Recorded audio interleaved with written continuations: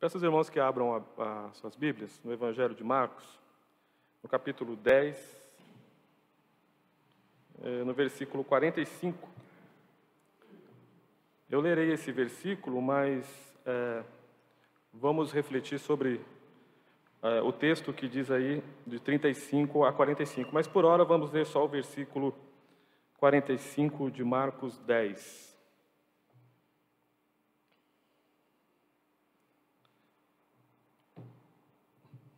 Pois o próprio Filho do Homem não veio para ser servido, mas para servir e dar a sua vida em resgate por muitos.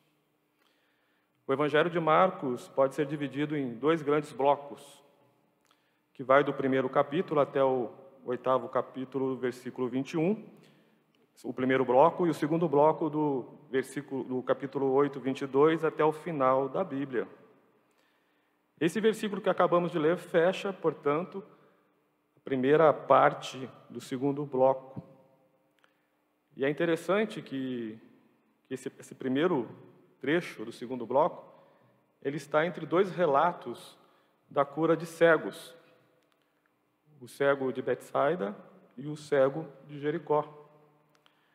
Alguns estudiosos inferem que talvez Marcos tenha colocado isso de forma proposital para apontar a cegueira dos discípulos e também para mostrar que eles precisariam ser curados da cegueira espiritual em que se encontravam.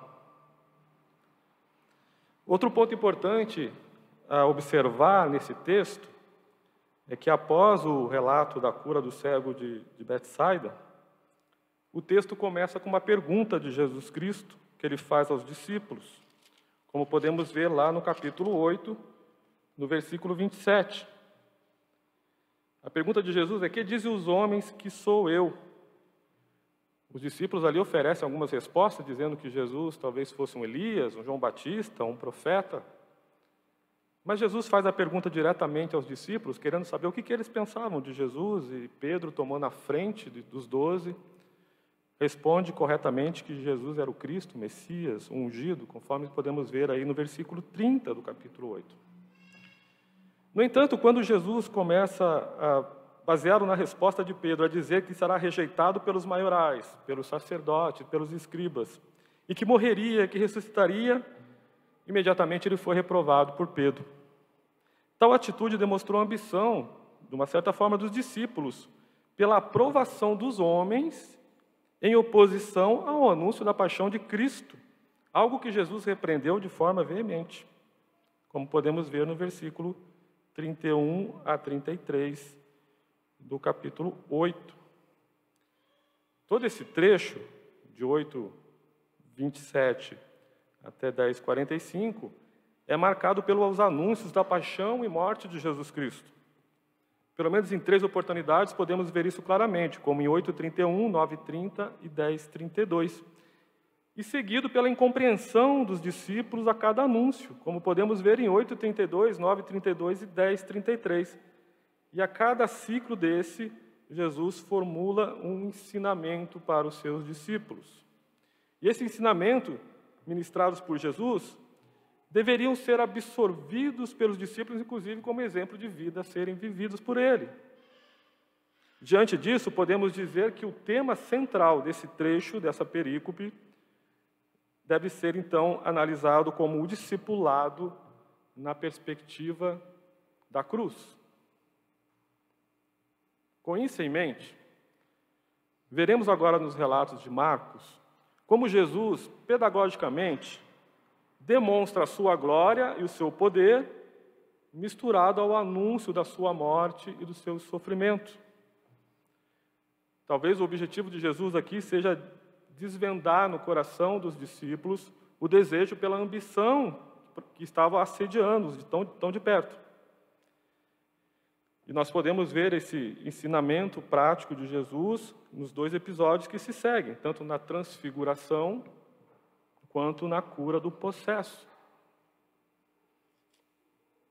Na transfiguração, parece-nos que Pedro, Tiago e João quiseram institucionalizar aquele evento como demonstração do triunfalismo messiânico sem a cruz. Veja o que eles dizem lá em 9:5. Bom é estarmos aqui. Façamos 3 tendas, uma será tua, outra para Moisés e outra para Elias.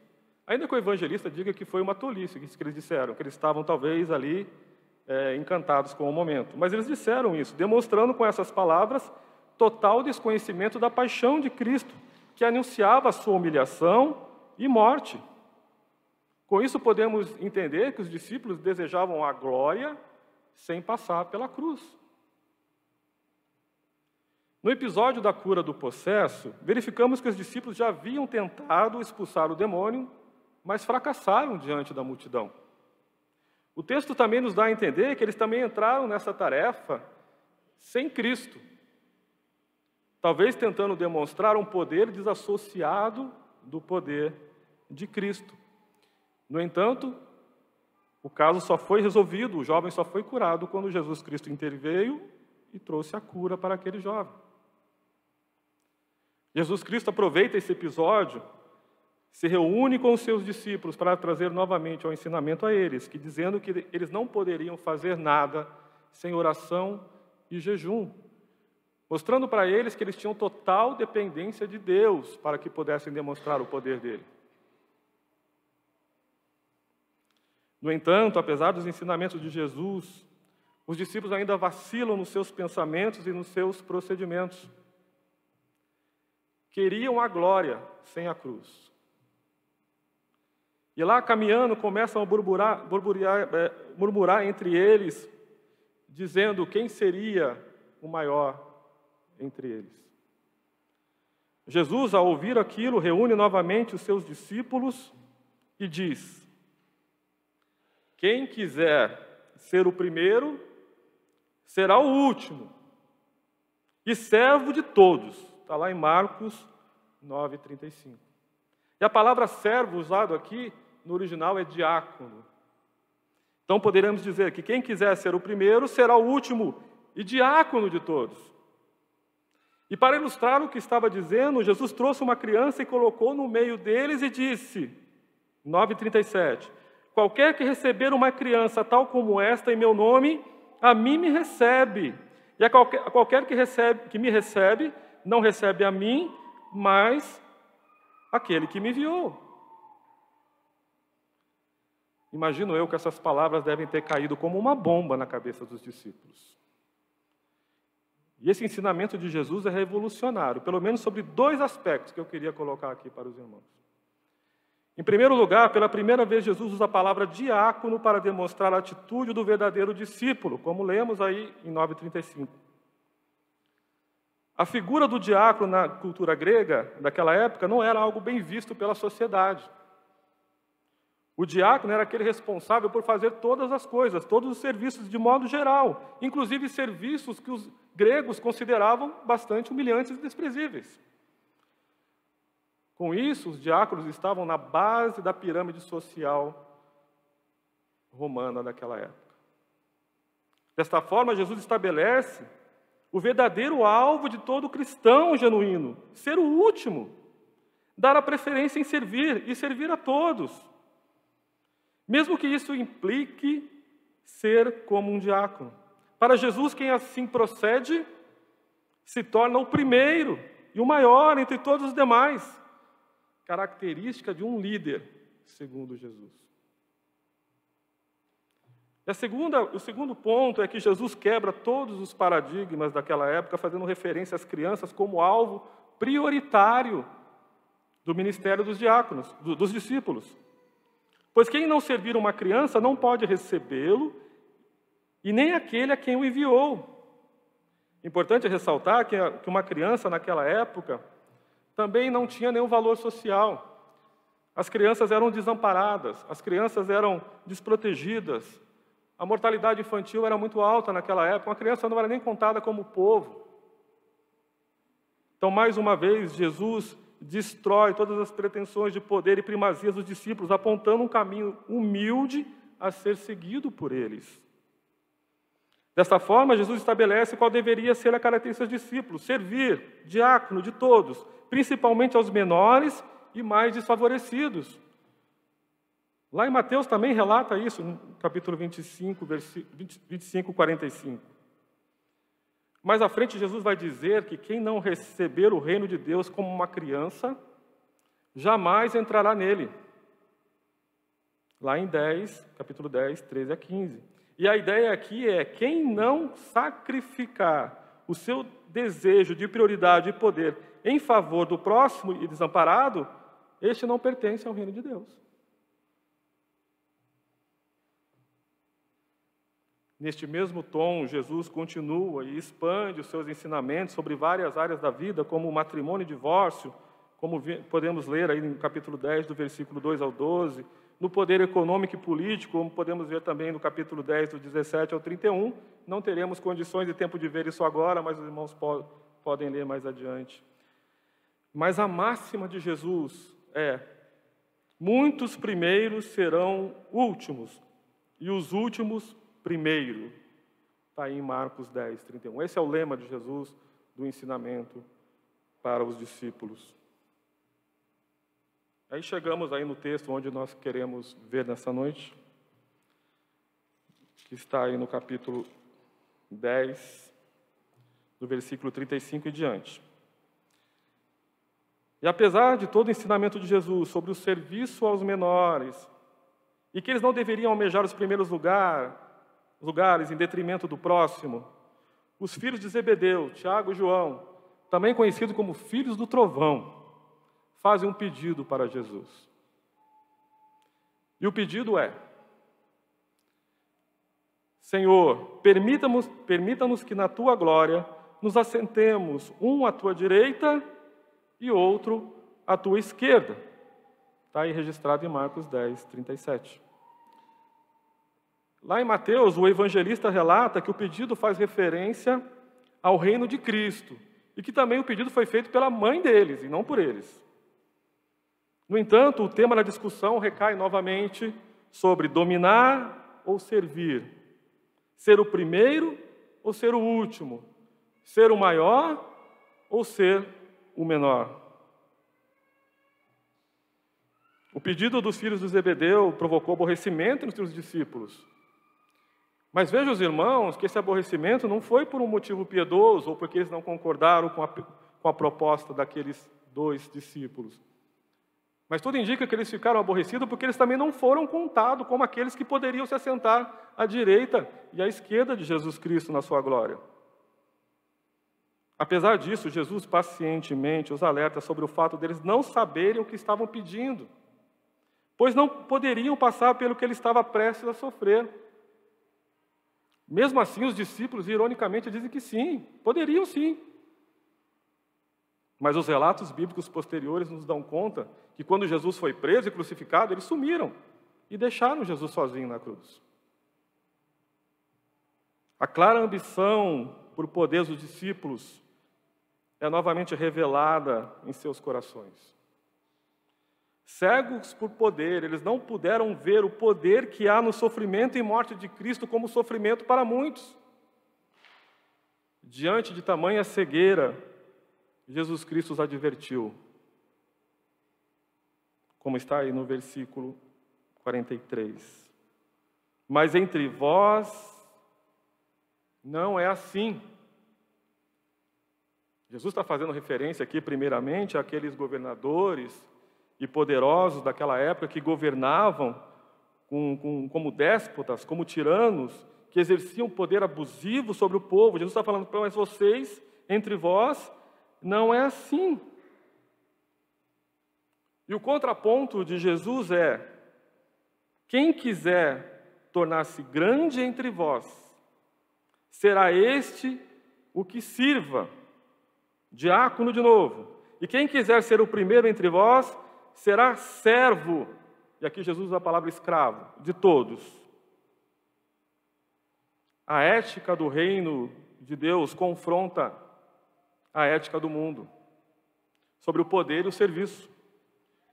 O ensinamento de Jesus em relação ao serviço são apresentados de uma forma única aqui.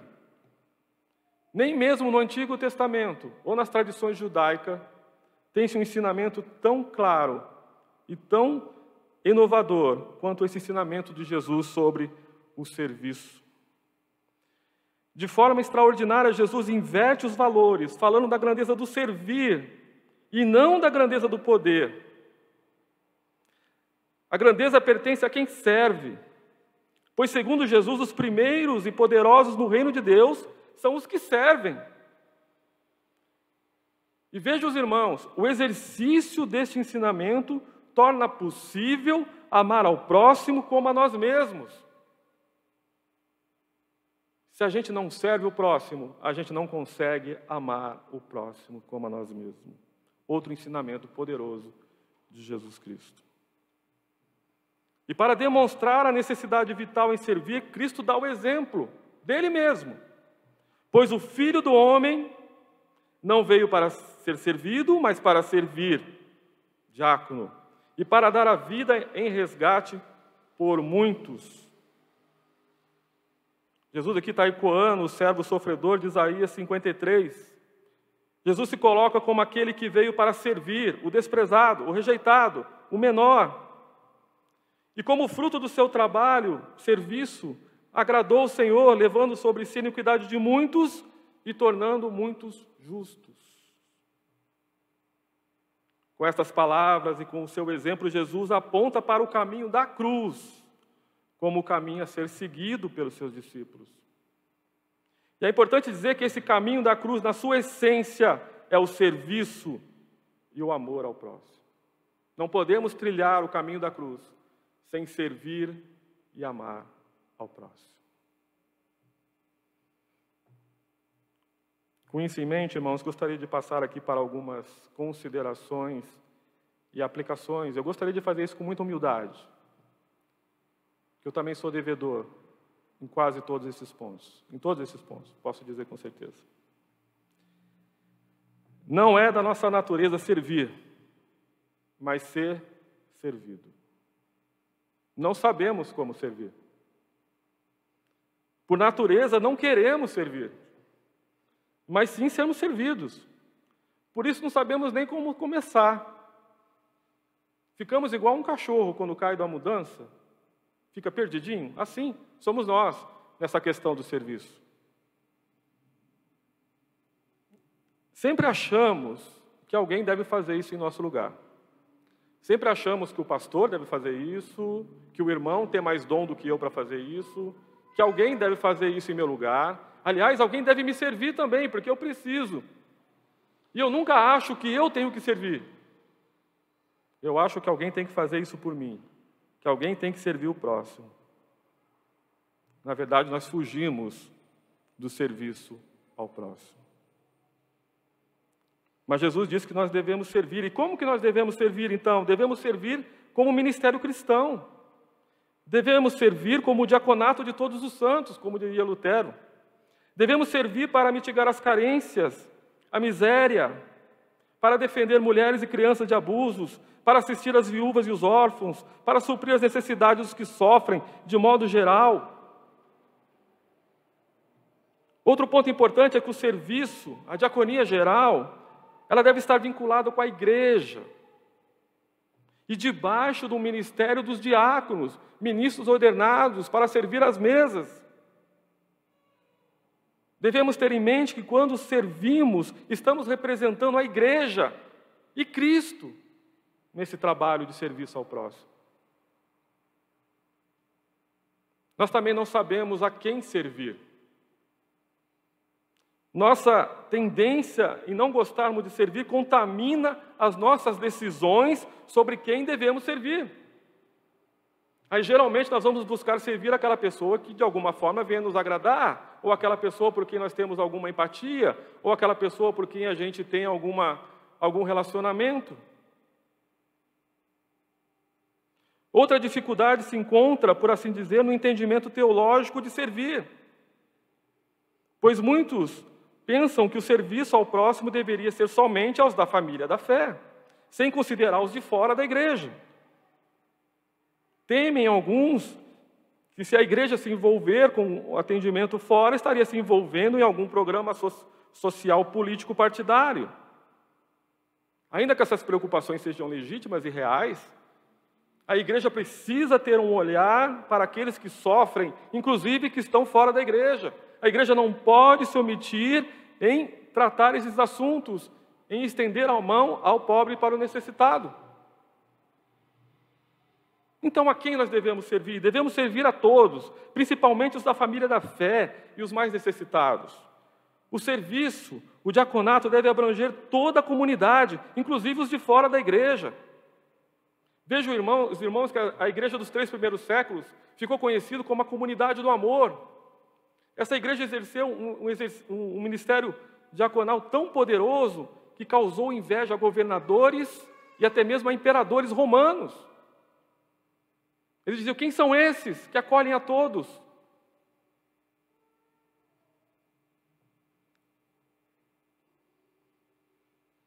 Nós queremos ser poderosos, irmãos. Almejamos o poder. Queremos ser empoderados. Nosso entendimento distorcido de poder se manifesta pelo desejo de sermos servidos, pela imposição abusiva de nossa superioridade imaginária sobre o outro. Pois acreditamos que dessa forma nos tornaremos maiores e mais poderosos. Mas Jesus Cristo inverte tudo isso, inverte essa ordem. Jesus Cristo diz que os poderosos, os megas, os grandes, os primeiros, são os que servem e não os que são servidos. Devemos ser diáconos. Jesus Cristo, em obediência ao Deus Pai e por sua própria vontade, vem a este mundo como servo, estabelecendo assim qual deveria ser o caminho a ser seguido pelos seus discípulos. Pois se o mestre se apresenta como servo, não cabe aos seus discípulos se apresentar de outra forma. Outro ponto importante no exemplo de diaconia de Jesus Cristo é que ele se apresenta como aquele que veio para servir a humanidade. Jesus não veio a servir um sistema ou um reinado humano. O objetivo de todo o seu trabalho foi servir a humanidade.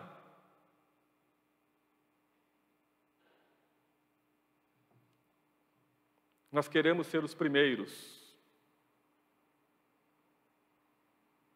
É da nossa natureza buscarmos os primeiros lugares e poder, sem considerar o próximo. Vimos no exemplo dos discípulos. E olha, nós não somos melhores do que eles, não. Temos essa tendência em buscar os primeiros lugares, os melhores lugares, sem considerar o próximo.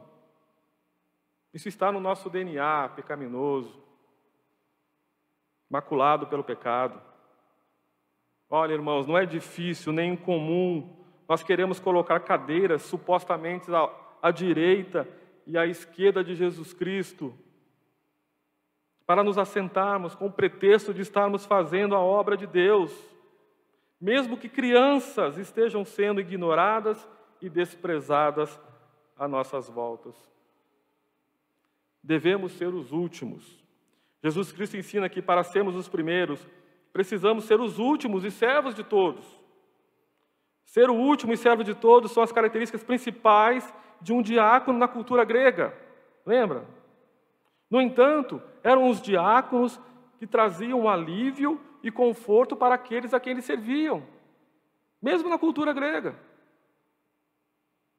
E Jesus usa essa imagem para posicionar o serviço ao próximo como algo mais elevado no relacionamento humano, chamando os que assim procedem para a frente da fila do reino de Deus. Servir é um dos relacionamentos mais elevados entre os homens. Jesus Cristo é um modelo a ser seguido. Jesus é um modelo a ser seguido no serviço diaconal ao próximo. Jesus Cristo é o alfa e o ômega. Ele é o primeiro e ele é o último. Jesus Cristo é o servo sofredor, de Isaías 53, aquele que desempenhou o penoso trabalho, serviço, dando sua vida em resgate de muitos. Jesus Cristo, ele é o supremo pastor. mas ele também é o supremo diácono. E, portanto, é para Jesus Cristo que nós devemos olhar. É no exemplo dele. São nos gestos de Jesus que nós devemos nos espelhar. Devemos olhar Jesus como servo. Devemos olhar Jesus como o nosso guia. Devemos olhar Jesus como o nosso mestre. Devemos ter o mesmo sentimento que teve Jesus. Devemos buscar servir ao próximo antes de nós. Devemos buscar dar o melhor lugar ao próximo ao invés do nosso. Jesus Cristo é o maior diácono. Jesus Cristo é o nosso exemplo. Jesus Cristo é o nosso bem maior. E é para Ele que nós devemos olhar e que nós devemos seguir. Que Deus abençoe, irmãos. Que a palavra do Senhor possa fazer morada em nossos corações. Vamos orar? Acho que eu estou no tempo. Me esforcei para ficar dentro do tempo. Senhor Deus e Pai, graças te damos pelo penoso trabalho de Jesus Cristo. E como servo, foi até a cruz, se dando totalmente, servindo a muitos. E pedimos, e clamamos, para que nós possamos seguir o exemplo do nosso Mestre. Que assim como Jesus veio a este mundo e não quis ser servido, mas servir, que esse sentimento também esteja em nós. Que nós possamos amarmos uns aos outros e que esse amor se manifeste pelo serviço. Que esse amor se concretize por essa ação de servir ao próximo, de buscar a necessidade do próximo, de tentar sanar a dor do próximo, de ajudar, não por interesse próprio, mas por amor, principalmente a Deus, Pai Todo-Poderoso. Te agradecemos em nome de Jesus. Amém.